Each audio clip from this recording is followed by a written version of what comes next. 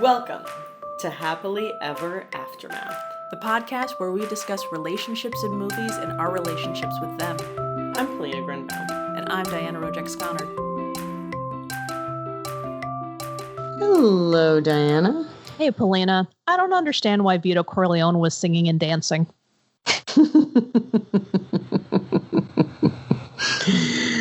Yes. Gangsters. Aren't they amusing? So we're doing 1955's Guys and Dolls today. That is correct. Yeah. And that is my pick. Yep.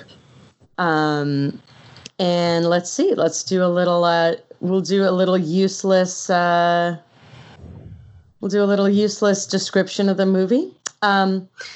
In New York, a gambler is challenged to take a cold female missionary to Havana. She's not physically cold. She's, I guess, emotionally cold. But they fall for each other, and the bet has a hidden motive to finance a crap game. That's, the driving sort of this movie defies logic, so just you have to go with it. It's really just an excuse for the music. And some great set pieces, but essentially they also miss out. There's basically two love stories here. There's the one between Sky Masterson, played by Marlon Brando, and and Sister Sarah Brown, the cold missionary from the title, played by Gene Simmons. Sorry. When you said Gene Simmons, I'm like, I remember reading Gene Simmons, but that is not the Gene Simmons that pops into my head when you say Gene Simmons right now. Who's the Gene Simmons that pops into your head? Lead singer of Kiss? Oh, yes. Spelled very differently. Jean. Anyway, I guess when I think of Gene Simmons, I think of this Gene Simmons. I mean, also probably the Kiss guy, but this is now once again going to show the many differences between you and me throughout this episode. Yes, so also there's another couple, and that is Nathan Detroit and Miss Adelaide, played by Vivian Blaine. And Nathan Detroit is portrayed by Frank Sinatra. So that's pretty exciting. Good old Blue Eyes, I assume. Good old Blue Eyes. Yeah. And so they basically they've been together for 14 years, and so this entire movie centers around this one craps game, and it's where they can have this crap game. And basically who's involved, and they're constantly making strange bets, but nothing really makes sense. But I don't know, Polina. So far, everything makes sense to me. Crap game. Exactly.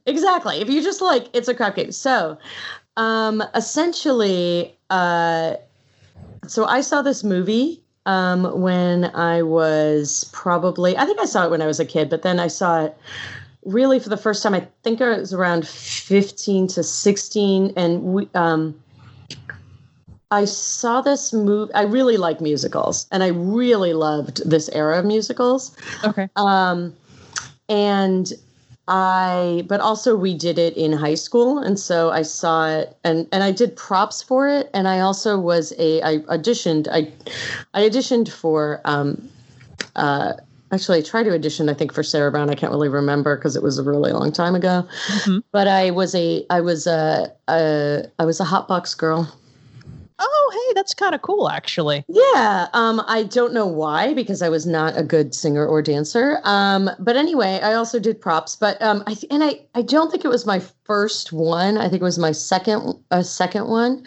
The guy who played Sky Masterson was the hottest guy in my school. And was it Ethan Hawke? It was not. No, because Ethan Hawke didn't go to my school. He went to a school next to mine. In my version. Yeah, I saw Ethan Hawke every day. No, I wish. No. Well, no, in my version, Ethan Hawke is Nathan Detroit. I don't know. No, he's not. He was not. It's actually a guy who, he wanted to be a professional actor. He actually moved to New York after high school, which I think this was his senior years when he did Guys and Dolls, and he was the guy in a Mariah. He landed the part of the guy in the Mariah Carey video, who it's the song "I Don't Want to Cry," and basically he's the hot guy. Yeah, he's like the hot guy in the like you never really see him do anything or even interact. And I must have watched that video, like recorded it on my VHS player like so many times. All my friends were like obsessed with this guy. So anyway,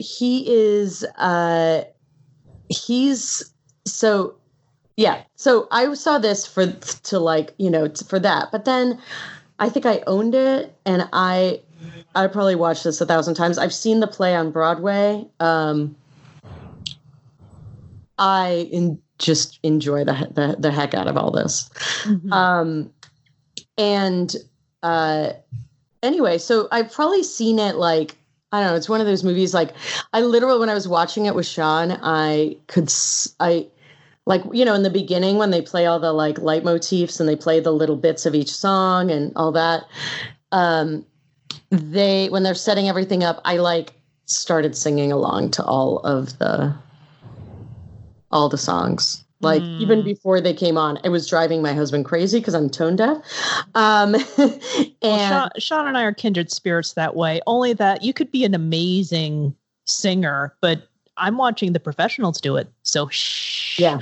I tried to actually not do it like the entire time that everyone was on. I was trying to do it like, that's why I was trying to do it the other times. But yeah, especially, so there's this whole cast of gangsters and singers and dancers that are amazing. So I just want to do a quick shout out to a lot of them.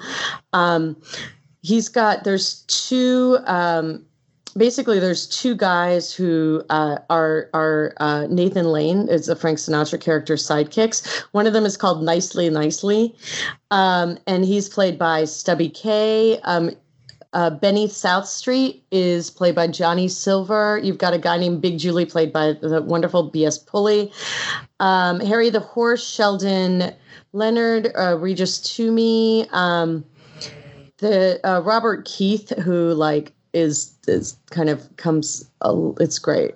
So there's definitely a bunch of fantastic character actors here. And Marlon Brando is kind of a weird casting because like he's not a singer and dancer, and actually Sky Masterson is like usually is the great, like the real kind of singing and dancing talent. It's usually, if you've seen it live, it's actually there's a lot more singing and dancing than you see in this movie, which is a shame.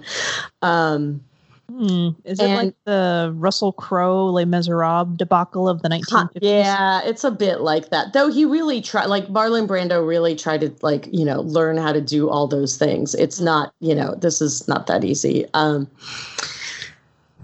So that was my experience with it. I've probably seen it like 20 times. How about you? Okay. So I wrote down, this is my experience with Guys and Dolls. This movie exists. So I knew that. Yeah.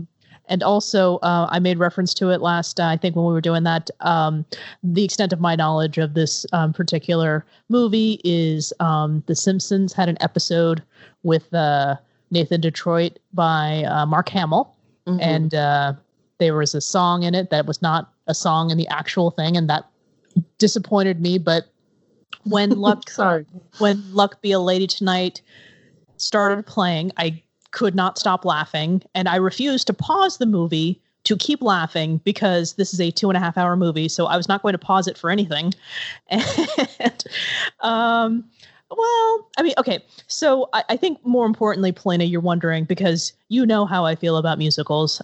You do not enjoy the musical form. It's not a form for you. I'm not a fan of musicals. You feel the same way about musicals as I feel about sequels. That is something that happens. And so similarly, we have stumbled into sequels that you have not hated. And this is what I'll tell you. Mm-hmm. I very much enjoyed the first hour and 40 minutes of this movie. Mm-hmm. And I was like okay, so 1955, the sets, there's still layers of imperfection in it. So if you were to watch something now, the imperfections you'll find would be like horrible CGI, like the most recent Cats movie, I'll point out.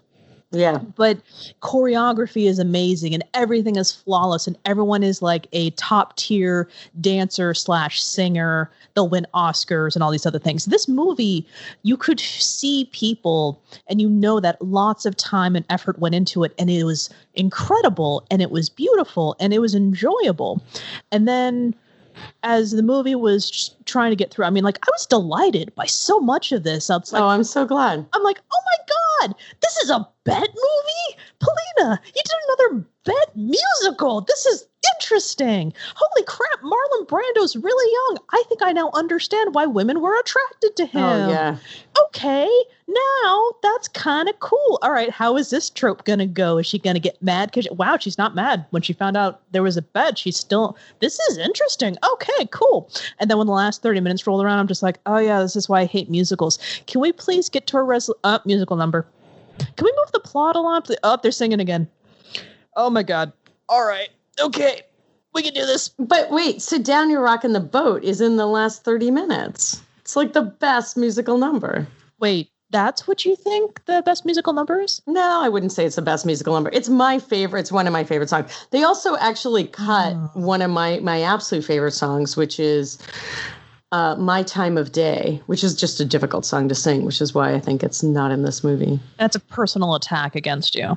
Mm-hmm. Yep. I felt like it was personal. But anyway, because I don't remember, I was like, I think I looked it up and it's just not in the movie and not in my movie version, but it's a beautiful song about, basically it's when they get back from Havana. It's like really early in the morning and Sky just basically like walks her through, when he talks about how like the morning is so amazing, before everyone wakes up, he does a whole song about it and it's beautiful. And he goes, this is my time of day and you're the only girl I've ever wanted to share it with. And it's like a really, it's like when he really shifts from being, just like, oh, dames, like, what does he say? He says, yeah,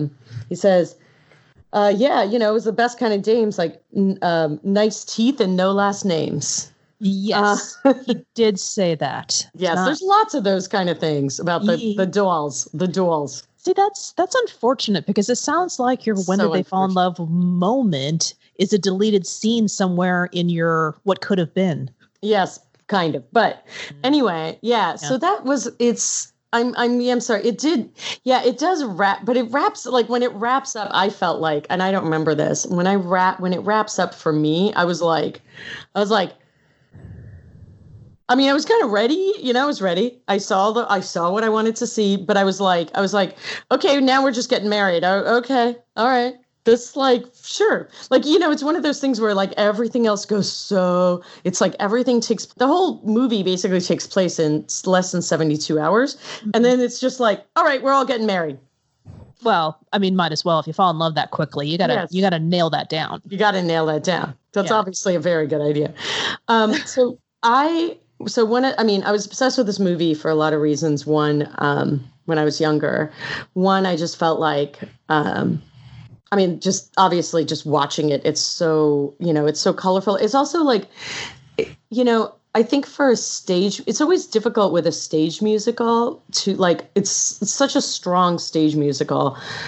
And this movie really, I think they really, the sets were, a lot of the action and stuff really felt like a stage version. Like a lot of the sets were the same. They were, they kind of almost had a two-dimensional feel. Even Times Square, which is where the movie opens, had, it was such a different thing. But to be honest, like to me, when I was younger, the love story felt so um, it felt like it just, like I was in love with the love story, especially between Sky and, and Sarah Brown, with Sister Sarah. The Nathan Detroit Adelaide thing was just like amusing, but rewatching this movie, to me, it was just such a romantic thing. And I remember one of my favorite songs, actually, I think I've tried to do it for karaoke before, which doesn't work, but one of my favorite songs, and I sing to myself, is the Ask Me How Do I Feel, which is she said, if I were a bell, I'd go ding dong, ding dong, ding. Like, it's even a song I sing sometimes, when since I've fallen in love, but why rewatching it as an adult, which is not a knock on the movie at all, because I too enjoyed, I'm so glad that I wasn't the only one. I just delighted in every minute of this. It just made no sense to me. Nothing about these relationships, it was maybe the most dramatic, feeling of emotional disconnect. Like, this movie to me, it held, it's a classic, right? It kind of holds up. It's fun to watch. However, and it's so far in the past that I could even sort of kind of dismiss a lot of the misogyny. But I was hold on. Let me write that down. Polina dismisses misogyny. Dismisses, but just sort of putting it in context, I guess, for lack of a better word, because there's just a lot of it's not great, but it's not horrifically egregious. Yes, exactly. It's not great, but it's not horrifically egregious. And it was the time. They're trying to survive the time. And they are the women themselves are quite strong, characters that are that have a lot of agency. It's not that. So, and it's not that. However, I'm this I couldn't feel for it still worked its magic on me, but it was very weird to do the Sky. I'm just this relationship makes no sense to me. The Nathan Detroit Adelaide one made more sense to me now, whereas when I was a teenager, it made no sense to me. Well, so as a clean slate person watching this movie for the first time, for me, it's I also was in a very, very long-term relationship before getting married. So I kind of get it. But I really do appreciate that it's Nathan Detroit and what is the name of his fiance again? It's Miss Adelaide. Miss Adelaide. I think it's great. She's known as Miss Adelaide. I think it's great that she is the breadwinner of that relationship. Oh, completely. She's got the consistent money coming in, and she's actually getting a raise, which is even cooler. I'm just you go. Well, she actually has it. So basically they've been together for 14 years, right? Yep. And they always were going to, it's always we're going to get married, and then they don't. And then he's well, who cares about marriage? And he knows that he kind of he wants to keep her. So he knows this is something he has to do. And this is a part of his struggle throughout the movie. Mm-hmm. Nathan Detroit. Plus also the way he makes money is by running a crap game that she's not happy with. Yeah. But at the very least, it's helpful that she's aware of it. Yeah. Yeah, because if it was a full-on 100%, what are you doing? That would just be... Yeah, she thinks he's stopped. And, but she approaches him and says, hey, I have some news for you. I've gotten a raise so I can make money, or I have more money. We can get married now. He isn't doing that to her. She's doing it to him. So I think it sort of offsets this, some of the... I think a lot of the setup is basically especially with Sky Masterson, it's to be he doesn't need a girl. So for him, when he falls in love, it's supposed to be so powerful because it's the first time. Oh, it's the playboy falling in love with the, not the nun, because that would just be really creepy. But, yeah. but Well, I'm okay. going to leave it to you because this may be what she is, maybe kind of more, in your camp. Well, this is something you actually know something about. I do. Well, how dare you? Here's what's confusing about me. You're Catholic and I'm not. The thing is that what they're doing, like Catholics don't do. Oh, that's true. That's true. It's they're Protestant. She's a Protestant, right? Yeah. So that's a little bit. And what was weird is that I'm just like, oh God, am I going to have to root for the really stuck up religious girl? I can't do that, Polina. No, I'm stuck up and religious, but I'm not this. Well, it's funny because she's so uptight that her uncle is basically like pushing her into a relationship with a gangster, not a gangster-like fella, an actual gangster. Okay. So I want to raise my hand though, because you said that, and I got really confused. For some reason, I thought like this was going to be like a Tommy gun, like 1920s, gangster type thing. Because I know nothing about Guys and Dolls except what The Simpsons taught me. Guys and Dolls. Yeah, exactly. And they didn't even have Tommy guns then, but considering the way that production was put together on that episode of The Simpsons, I can't believe anything about that particular portrayal. But he was a gambler, and everything else was not spoken. Or if it was spoken, it was done in song, and I missed it. But what does Sky do besides gamble? We don't know, but we assume it's. The whole thing is you're supposed to like think of all of these guys as a lovable loon. So they couldn't exactly like go. I mean, the only one of the characters really ever threatens each other. Like there's like a mild threat, but it's never of death. It's just of like being beaten up. Mm-hmm. And they do have guns. Yes. They all carry guns, but, you're supposed to think they're like lovable and not, this is charming and colorful lowlives. So with what you described and the whole like, gangster or whatever, I'm thinking, Nathan Detroit is the only one participating in organized crime, but he's not that organized. So I'm overthinking this, but at the same time, though, a lot of that. Okay, so he's got his two I don't want to say words that I don't necessarily know the definition to, because I was going to say like cronies, henchmen. I don't know if that's right. They're his sidekicks. His co-workers. His co-workers. Please don't give them prestige. Well, whatever. I mean, they are. They have a job. This is how they all make money. They're his co-workers. But I'm trying to figure this out, though, because... I don't know. My co-workers don't feel a sense of prestige when I, assign them that they're my co-workers. But yeah, I know. Okay. I don't know what you're right. I don't know what the right word. I would have called it cronies, but I'm like, is it? He had his two colleagues with him, and they did do things, but it's just like, but again, Nathan is organizing this thing. He gets to take a cut off the top. Basically, he's the casino before, the casino. Well, I mean, I guess in New York, there's no legal gambling, so I get it. Yeah, I knew underground. I mean, I knew people who, went to underground card rooms and things. Right. So I guess there's like kind of because there's like horse racing and there's all these other things. And I don't necessarily think that the people who participate in illegal gambling and the people who organize it are on the same level. But for me, everyone felt kind of equal, with the exception of the guy with the gun threatening people and stuff like that. Well, I don't know. I felt like there was a hierarchy because it was like basically Nathan is known by the cops. So the whole tension of this card game has been Craps game? Craps game. Yeah. Craps game that they because they can, they can't do the exciting roll the dice number with cards. So the craps game. So they have this craps game, and they said it's the oldest established permanent floating craps game in New York, and but they sang that part.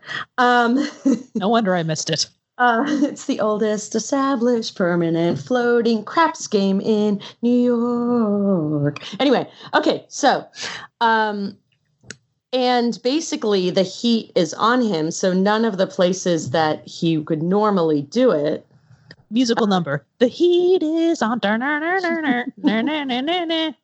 on. Here's what I think. I think that you it's not that you don't love musicals. You have one inside you, and every time you watch one, it's like you're fighting this thing that's inside you. You have a musical inside you. No, I absolutely do. I'll agree to it. I admit, I love montages. I love musical numbers. I love choreography. I want to do one. At one point, this is going to happen. But I also am a fan of YouTube clips. I want to watch this part now. Cool, I'm done. Oh, we're going to do this again for the next 2 hours? I'm out. Oh, I could, yeah. Like all the set numbers, everything. I love, anyway.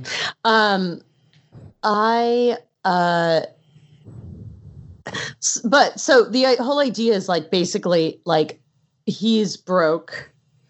Nathan Detroit is broke. And he tries to get so Sky Masterson is in town. That's the other thing. We never really, I can't even remember where he's in town from, Chicago, I think.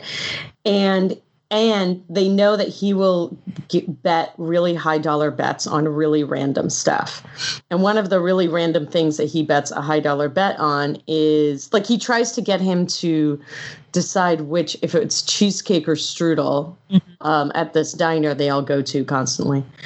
And which one's the higher seller? Yeah.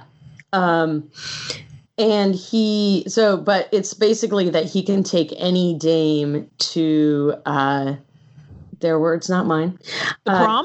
To Cuba.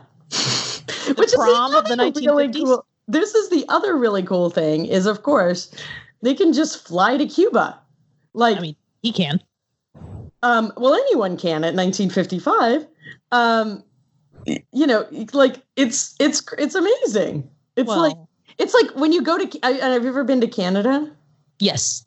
So when you walk, like, I remember the craziest thing about Canada is like when you walk by a travel store, whatever, a travel agency, they have like posters for Cuba because they can go to Cuba. Yeah. I mean, I think the bigger thing is that someone can get on a plane and go to Cuba. I think the plane part is what's amazing there because Nathan Detroit has no money. He can't fly anywhere. Well, I mean, I'm imagining it's 1955. It was quite expensive. I mean, and Cuba's like, you know, from New York City, it's not very far. It's a pretty short plane ride. Yeah, my point being is that I think it's affording to fly is more amazing than going to Cuba. Oh yeah, totally. Mm-hmm. Yeah, especially in 1955. And they never show the probably amazing plane ride. But, you know, what can you do? It's 2.5 hours. I mean, they had to cut something.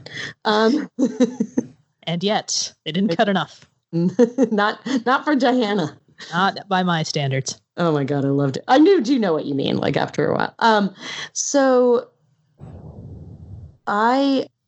Yeah, I don't know. It's still like those relations didn't make sense. Also, rewatching this for me, it was all about the other gangsters. Like, I don't know. Like, to be honest, the like love story, though I think Gene Simmons is wonderful.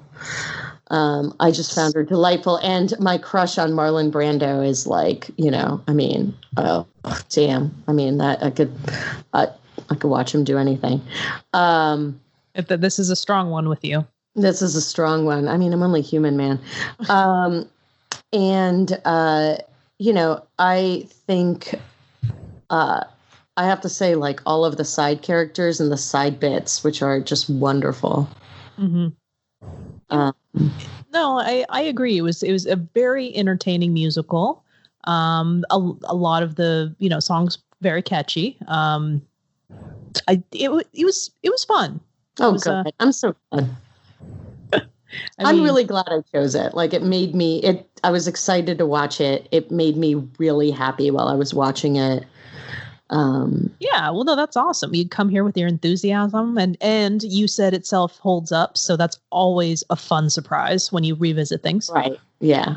I mean, even if the relationship doesn't quite, but I also think that sometimes with these kind of, like, I think Sondheim translates a little better to stage, but I think that somehow some of the relationship parts make so much more sense when you're sitting in a theater watching it than when you're watching it in, you know, the movie part it, I don't know, something about the ridiculousness of it sort of, I think, hits you a little harder. Mm-hmm. You know?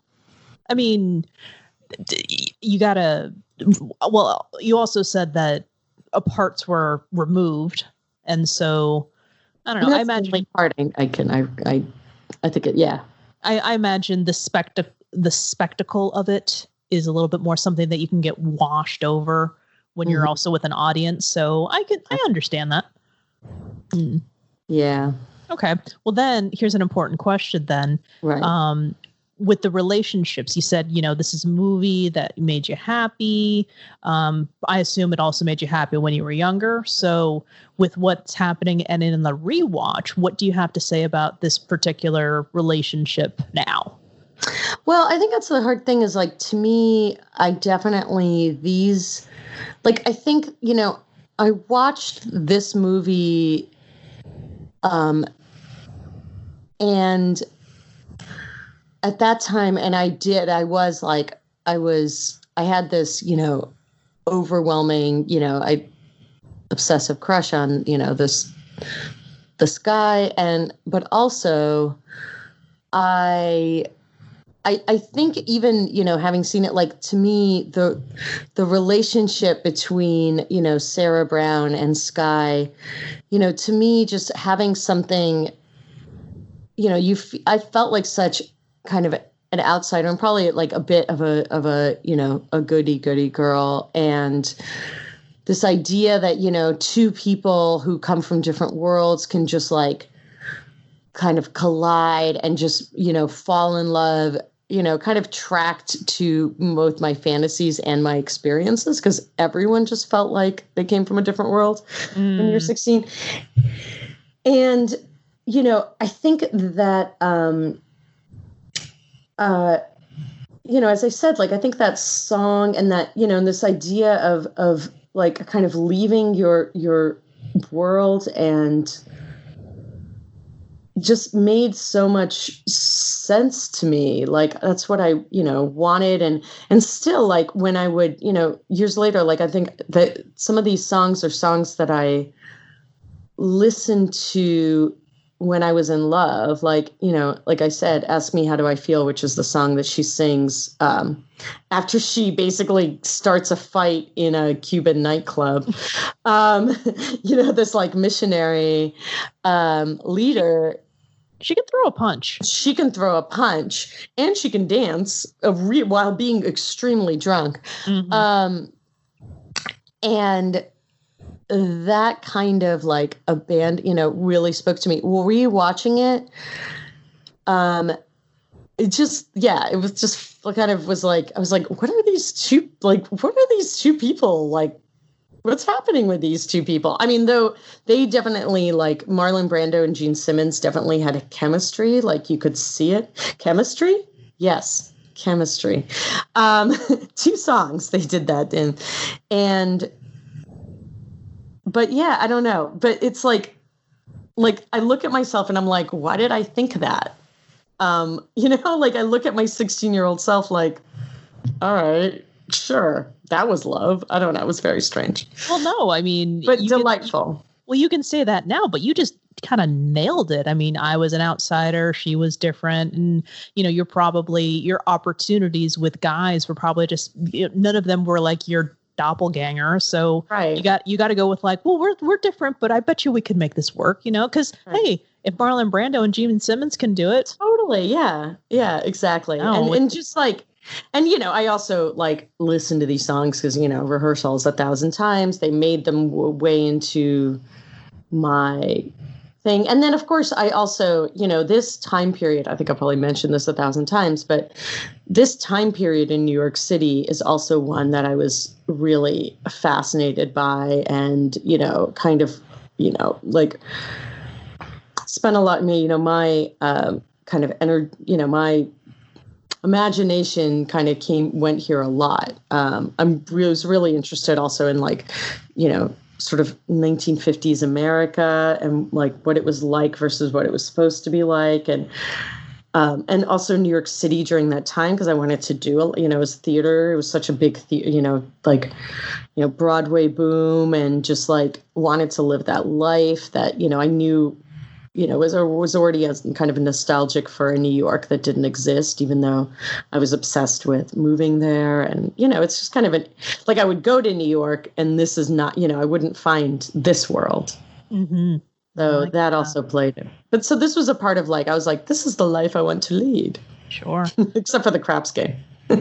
Well, when they did the montage, or not the montage, but the musical number where they're showing the illegal craps game and everything that was going, and it's funny because it's still also violent, because I can see people trying to go in there, do their bets, and then having these arguments, and so there's they're playing, but it's a dance number, but at the same time it's they're having a fight, and I'm just this is the crappiest fight club ever. Well, you really have to you have to practice a lot, you really, because you have to all fight in sync. Mm-hmm. It's kind of like a capoeira type thing. It's well, we can't really fight, so we're gonna dance off. Yeah, which is I believe the plot to Dirty Dancing 3, Capoeira Nights. Mm-hmm. Yeah. Oh, it's really good. There's some really good footwork there.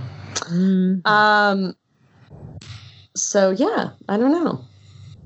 How about you? How was the love? It's not gonna lie, it was effective. It tapped into young me, where again, I was delighted by what was happening, and then I'm like, oh my god, a bet trope. Yeah. How is this all going to blow up in his face? Because it's totally going to blow up. Oh, there it goes. Okay. Yeah. So, and it was actually kind of cool. And I will say that it is ridiculous. I mean, no more so than the singing and dancing in the middle of normal everyday life of the missionary and the to be determined whether or not I'm still not convinced that he is a gangster per se. I just think he's damn good at gambling, and that's how he was portrayed, respectable, honest businessman of some kind. No. But, I mean, if he was a respectable, honest businessman, would he have to carry a gun? Well, does he have a gun? Yeah. Sky has a gun? Sky has a gun. Oh, wait, where was that gun? In his pants. Oh. Not that kind of gun. No. I was about to say, Polina, I was not that fixated on his pants. I'm sorry. I mean, he sort of flashes it at some point, I don't remember that. Anyway, it's... Okay.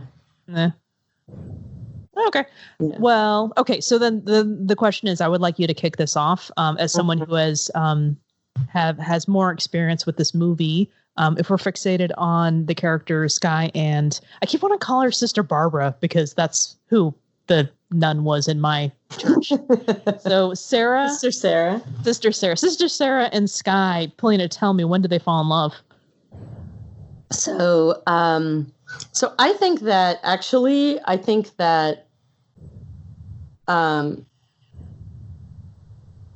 I do think that basically Sister Sarah kind of has a hots for him the minute she meets him, because she is a human.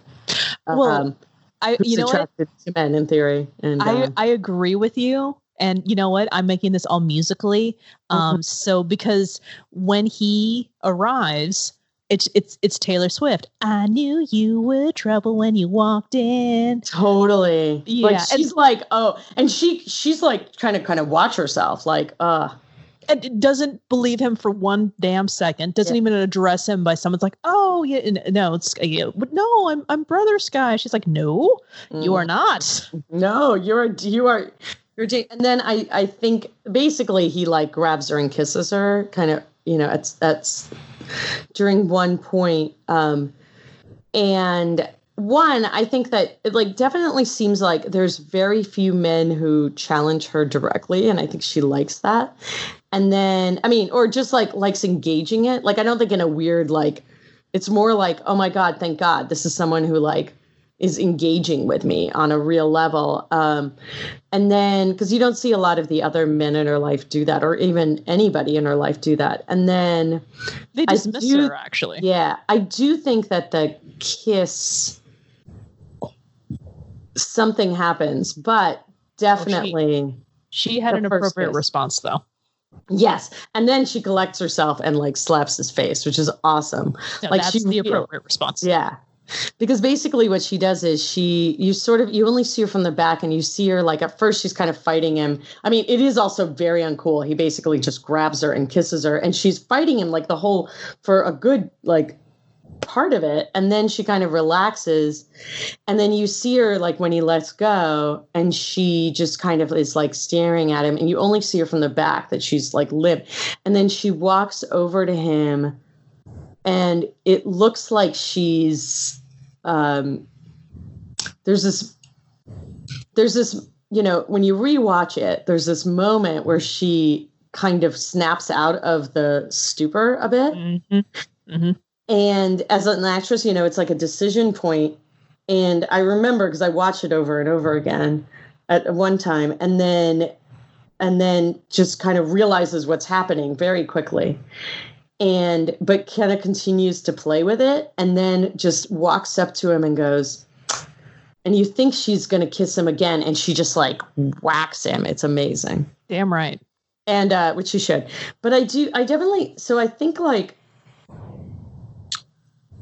think there's something about the music, because, the entire time that they're in Havana, there's this, it's actually kind of annoying. It's like there's this one song, and they play it over and over, and it's different every time. It's mournful, or it's joyous, and she doesn't have to hold anything together. And I think like that kind of shifts things for her, where she's able to realize that she's in love with him. I think before she's like, oh, holy shit, this is bad. Like, this just falling in love with this man basically ruins, all of my ideas of, being with somebody, which is that we're going to build life together. We're stable. That's the most important thing. It's a partnership. And she totally takes basically chemistry and desire out of the equation. Mm-hmm. She removes it. Whereas for him, that's the only thing, but he doesn't really believe in anything beyond that. So I think for him, I think he has feelings for her, but I think it's when, I think it's when she slaps him too. I think there's something about, oh my God, this is a woman who I can't put in a box, This is the first woman who I can't put in a box, and I don't know what she's going to do next, and I can't wait to find out. And then when they have this amazing date in, Cuba, he sees this other side of her. And,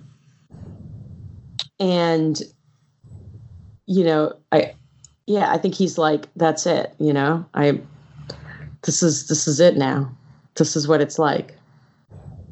You know what I think also kind of gives credence to their banter? I don't know if I should say banter, because it's really very angry. I mean, he's trying really hard to get on her good side. She's just like, and rightfully so. Yeah. Once again, adding right through him. Yeah, well, once again, adding to my whole, I don't know. I mean, I usually want to root for the heroine, but if she's just going to be the uptight thing, and he's going to be the one who lets her hair down or whatever. Right. Fortunately, her hair's short, so we don't have to deal with that. Yeah, thank God, yes. Yeah. So what I'm trying to get at is the fact that he's able to call her out on the fact that her Bible verse was misquoted. That was awesome. I'm like, interesting. Wow. Oh, that's right. You spend a lot of time in hotels. Okay. It's just fascinating, these little insights to them, which makes it a little bit more than just, oh, he's trying to win a bet and she's just a stick in the mud. So it's pretty cool. I want to believe that her feelings, even though Okay, I don't like that. I couldn't really tell, but I wanted to ask, like, Polina, how drunk did she get? Because I'm not sure I like where this scene was going, and got kind of awkward. And it was only 72 hours, so she could have been like hungover for the second half of the movie. I don't know. Yeah, I mean, so let's say, okay, so they get there for dinner, right? In fact, they haven't even had dinner. Mm-hmm. And oh, great. So empty stomach. Okay. Empty stomach. And so they've been drinking for, it's not like she's drinking for 7. I do think the next day she's kind of hungover, but let's see. I don't know. I mean, she drank a lot. But there is a lot of fat in that drink, which is helpful because it'll like metabolize slower. That's good. That's good. Okay. Now, what about the fact that she's probably not a constant, she doesn't have a tolerance to it. So how does that affect one? I mean, look, we don't know because, she probably would have been dead if it's like the actual number that we're like putting. Come on. All right. That's like 10. So she's drunk. All right. So their love story has an asterisk, I'd like to state for the record. But I would, in light of these circumstances, I'm going to say that she falls in love with him. They're back in the United States. Yeah, they've only been there they basically only go there for dinner. They don't they leave while it's still dark. They get there and it's dark and then they leave the same day. I'm going to say that for the sake of the beats, I've been reading a lot of romance novels lately, and I can feel the beats of just like, okay, part 1, this is what's supposed to happen. Part 2, this is what's to happen. Part 3, misunderstanding. Part 4, reconciliation. So I will point out that watching him become a man of his word, even if he is a man of his word in very not great circumstances, I'm going to believe the movie when she finds out that he stated that he lost the bet, even though he won the bet. Mm-hmm. That was her moment because she fought it. She struggled. She gave in. She fell back. She gave in. She fell back. And this is now her opportunity to do that. Even though I want to say she put herself on the line for him beforehand. Was it beforehand? When did the police guy come in and say like, blah, blah, blah, and she lied? That was after, I think. She found that out. Yeah. After she found out about the bet? I think so. Now I'm like wondering. Yeah. So it's all muddled, but actually, you know what? I'm going to say it's when she decided to lie. Yep. Because she don't do that. Yeah, that's a good point. I like that one. What about him? Him, there was a moment where he was like not believing her when she the bell thing that she was talking about, when she was ringing her head back and forth. Yeah, the song I was talking about, yeah. Yeah, you noticed that. The bell I'd be ringing, yeah. Right. And I think that when he's watching her, he is amused by it, and he is very pleased, but he's also he again, they're reversing their characters for that. She's lying for him, and he's like, hey, this doll is totally well, you know what? I did give her a lot of alcohol, so he just kind of backs off. That's the other thing. He knows that she's drunk, and when she they start to make out, he definitely is like, all right, if this is going to happen, I don't want it to happen when you're drunk. Yeah. And he doesn't get points for that. But at the same time, though, it's when the movie has told us. Yeah, no, I'm not saying like, oh, that makes him a hero. It's just that like you get that sense of like, he's like, wait, I don't want it to go down like this. I mean, not bad choice of words, but yeah. Yeah. Good point. But just like, I want, if this is going to happen, I want it to, mean something. Yeah. All right. Ugh. Okay. So what's going to happen next to them, do you think? Well, I mean, the movie has told us, I mean, they went down that aisle very fast. Oh my God, yeah. And they must have known each other for 72 hours. If that long. I mean, well, especially with the contrast to Nathan and Adeline, and then yeah, you know, 14 that, years. that had Adelaide, to have been pushed. Yeah, sorry, dang it, Adelaide. No. Well, the thing is that I think the implication is that because they're also getting married, I don't think there would have been a long courtship. So I think this was a rush job. So this was probably like a whole another 72 hours later. Mm-hmm. And it's sweet. It's romantic. It is not going to end well. I apologize if that's not what people. Yeah. So I don't think much like I don't have a full understanding of what he does for a living. Mm-hmm. There's no way in hell she has a full understanding. I mean, if she did, she probably wouldn't have married him. Mm-hmm. I don't think he has a full, I mean, now granted, she's a good dancer and she can throw a punch if she needs to, but I don't think he is fully prepared for the extent of the missionary work is her life. So, yeah. I mean, unless she gets like carted into a house and he's all happy, I mean, will he really be happy with this woman if his previous character has taught us anything? Probably not, but I don't think that's going to be what the big deal is that his wandering eye. I think he will adore her, but I think this is going to go badly in that their characters, even though they're bending for each other, I don't think they have enough grit to continue to lean towards each other and meet in the middle. One of them is going to snap. Mm-hmm. And I think they're both capable of snapping, but I think she will be the one to not tolerate when she finds out what he does. Yeah. I think something similar. I think best case scenario for these two is that they both basically like, you know, sort of stay married and like she goes off and does her missionary work. I mean, it is kind of, you know, in that time and with her, you know, family, like, I think that divorce is not going to be maybe the first place they go until later. Mm-hmm. But you know, with being a missionary, she might travel. She's, you know, might sort of start accepting more and more of those posts. He's going to find reasons, you know, he's actually not from New York. Mm-hmm. Like he's visiting. They say he's back in town. So I just think, I think at best that's going to happen. Like they're going to have a great, you know, few months of, you know, stuff and then be like, I have to go back to Chicago. Oh yeah. I have to throw myself into missionary work. Oh yeah. And then they meet up, you know, they'll meet up, they'll like kind of have, you know, they'll have a really good time. They'll, you know, support each other, but how can she support what he's doing? Mm-hmm.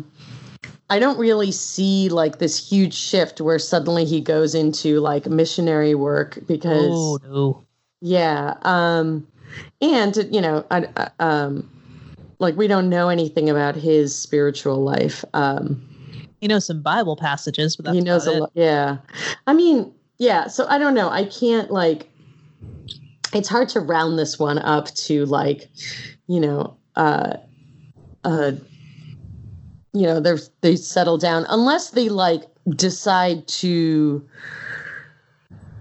I mean, the only thing I could think of, like one of my other alternate scenarios that was like the more kind of positive one was, positive for their relationship. Like, I think, you know, if they have a relationship and it ends amicably without like a ton of pain, then they've had a successful marriage. But I think that like,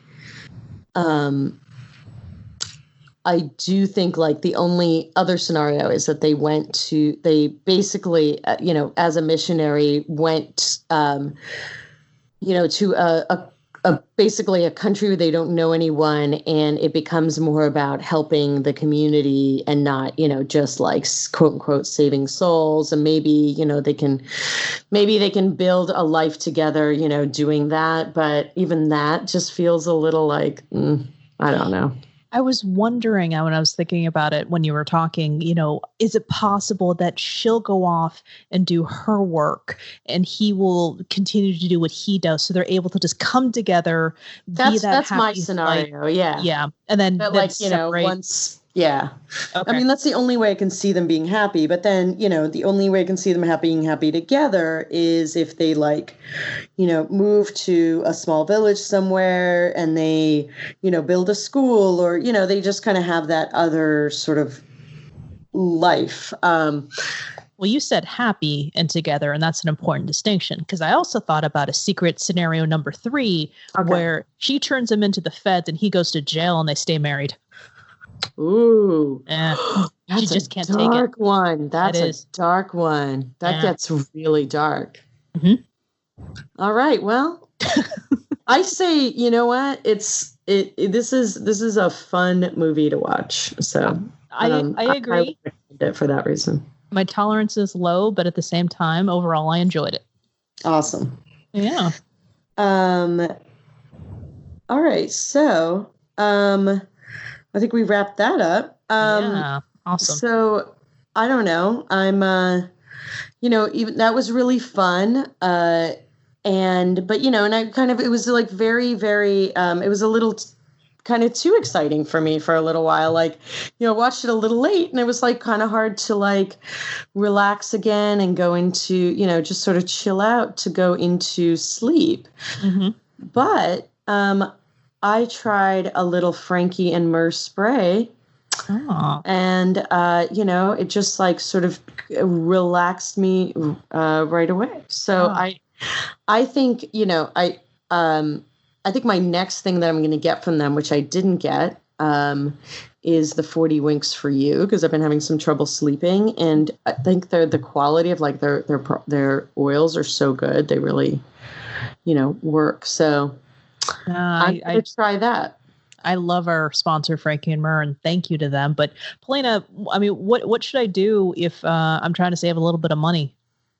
Well, in these times, as we have said, we all want to save a little money, and you can actually not only save money but support the show at the same time. If you order on Frankie and Myrrh, that's FRANKIE, of course, and Myrrh, MYRRH.com, and you enter the promo code HAPPILY1. HAPPILY and the number 1. You will get 20% off your order. And even if you don't do that, which why wouldn't you? If you order over $40, you will get free shipping. I love free shipping. I love free shipping too. And it'll be delightfully shipped by the wonderful people. So please, it's promo code HAPPILY1. And just enter it at checkout and you'll be both supporting the show and you will get delightful products and save me at the same time. Why don't you go? Go now. Wow, that's pretty ominous the way you said that, Polina. Yeah. Sorry. This is why not great at advertising. Okay. So we talked about Guys and Dolls, and we want to know what you think about it. You can get your opinions to us on Twitter at HEAMCast. HEAMCAST. And we're also on Instagram, same thing there. We're on Facebook at Happily Ever Aftermath. Our email is contact@heamcast.com. One of the ways you can support the show is you can leave us a review and you can tell a friend. And also, I want to give a very special thank you to Kim at the Dark Roast Pod.